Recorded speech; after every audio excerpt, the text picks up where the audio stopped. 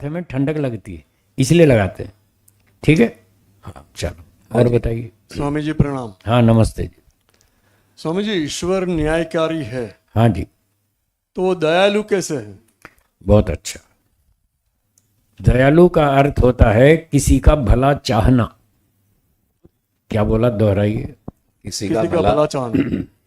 किसी का भला चाहना, उसको दुख से बचाना, बुराई से बचाना, उसका कल्याण सोचना, इसको कहते हैं दया। तो क्या ईश्वर सबका भला चाहता है, हाँ या ना? जब ईश्वर सबका भला चाहता है, सबका कल्याण चाहता है, सबको दुख से बचाना चाहता है, सबको सुख देना चाहता है, उसके ऐसी भावना है, तो इसका अर्थ है ईश्वर दयालु है। और न्याय का मतलब है गलती करने पर यथा योग्य दंड देना, उसका सुधार करना। अब दंड के बिना कोई सुधरता नहीं।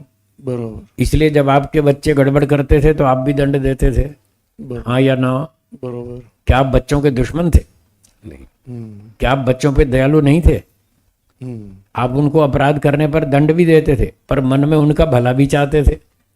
तो जैसे आप बच्चों का भला भी चाहते हैं और गलती करें तो दंड देके सुधार भी करते हैं, तो ऐसे ईश्वर हमारा भला भी चाहता है, वो दयालु है, और जब गलती करते हैं तो दंड देके सुधार करता है, इसलिए न्यायकारी भी है।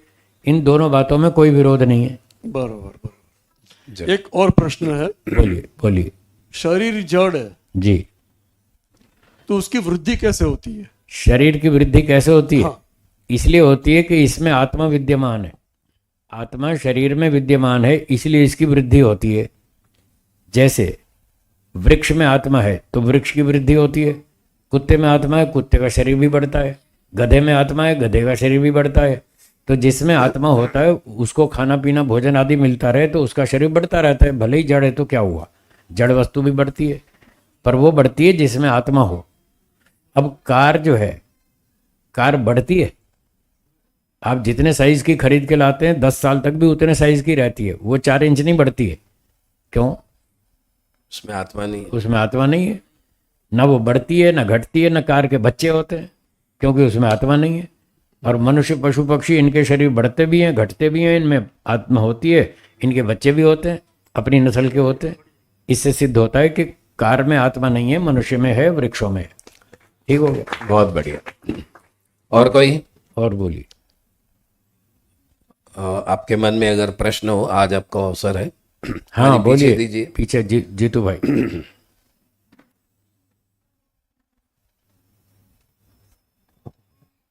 स्वामी जी नमस्ते जी। नमस्ते जी। स्वामी जी, धर्म की उत्पत्ति कहाँ से होती है और धर्म बढ़ाने के लिए कौन से साधन है? धर्म की उत्पत्ति का मतलब है धर्म का उपदेश। धर्म का उपदेश ईश्वर ने दिया।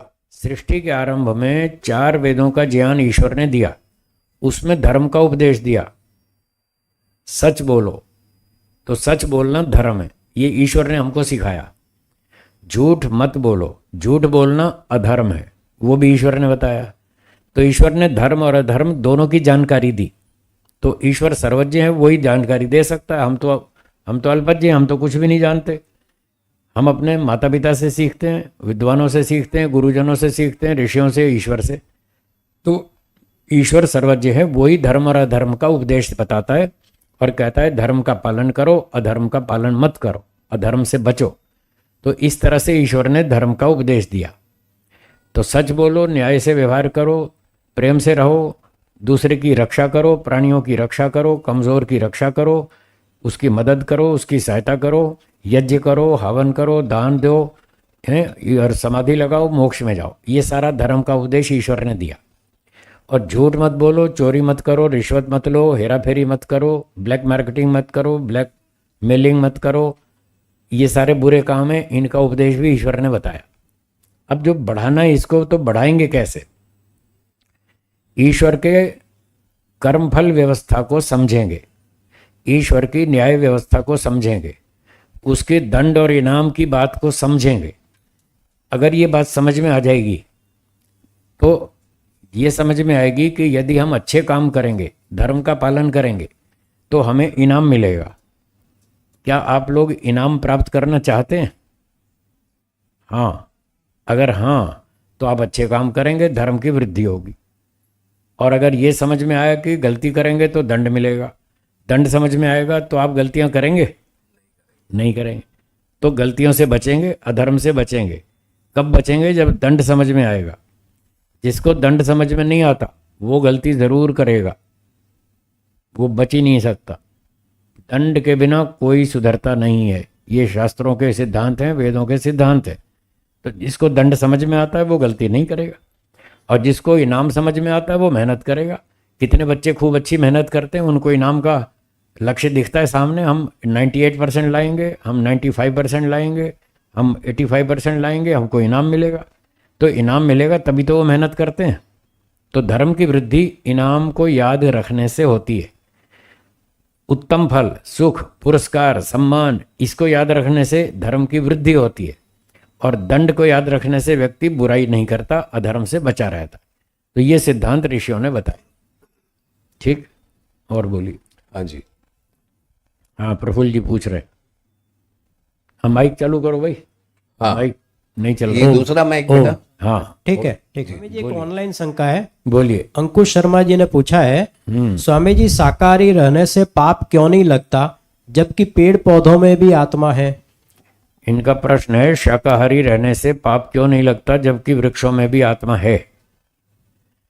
इसका उत्तर है कि पाप और पुण्य का निर्णय आप और हम नहीं कर सकते, वो संविधान करेगा, कानून बताएगा क्या पाप और क्या पुण्य।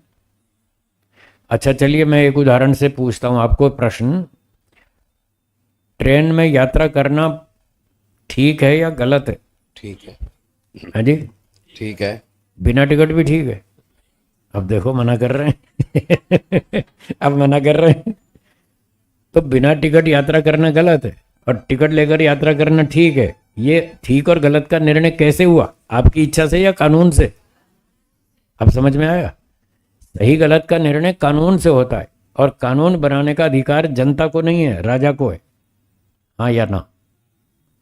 तो हम जनता है, हमारा काम है कानून को पढ़ना, समझना और उसका पालन करना, तो हमें इनाम मिलेगा, दंड नहीं मिलेगा। कानून पढ़ समझ करके भी उसको तोड़ेंगे या कानून बिना जाने उसको तोड़ेंगे तो दंड मिलेगा। तो ये संसार का मालिक कौन है? राजा, ईश्वर। तो हम ईश्वर के राज्य में रहते हैं, तो ईश्वर का बनाया कानून हम पर लागू होगा या नहीं होगा? ईश्वर का कानून कहाँ लिखा है? वेदों में। तो वेदों में लिखा है कानून, आप गेहूं खाओ, चना खाओ, ज्वार खाओ, बाजरी खाओ, शाकाहारी भोजन खाओ, गाय का दूध पियो, मक्खन मलाई खाओ, हैं, शहद खाओ, ये खाओ वो, ये सब शाकाहारी खाने की छूट है, वेद में छूट है, कानून में। इसलिए वृक्षों में आत्मा होते हुए भी हमें उसका पाप नहीं लगता, क्योंकि कानून ने हमको छूट दी है।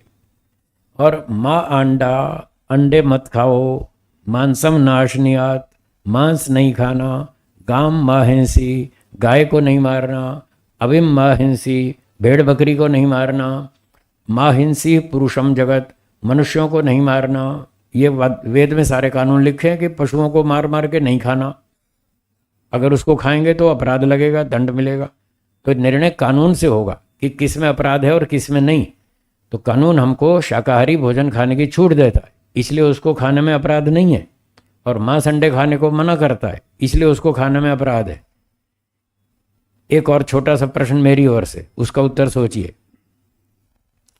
शेर हिरण को मार के खाता है, हाँ या ना? क्या हिरण में आत्मा नहीं है? क्या शेर को पाप लगता है? जब शेर को पाप नहीं लगता तो हमको क्यों लगेगा? हम भी तो ईश्वर के आदेश का पालन कर रहे हैं। शेर को ईश्वर ने कहा है तू हिरण मार के खा ले, शेर को बोला तू हिरण मार के खा ले, हमको बोला तू गेहूं चना खा ले। जब वो पालन कर रहा है उसको पाप नहीं लग रहा, हम भी ईश्वर का आदेश का पालन कर रहे हैं, हमको क्यों पाप लगेगा? बात समझ में आई? हाँ या ना? बस तो बात खत्म है। आप खाओ, गेहूं चना खाओ, नो टेंशन, कोई चिंता नहीं। अंडे नहीं खाना वरना ठोकेगा ईश्वर, अंडे मांस नहीं खाना वरना दंड देगा। हाथ खड़ा करेंगे जिनको हाँ, और प्रश्न- बोलिए जिसको पूछना है।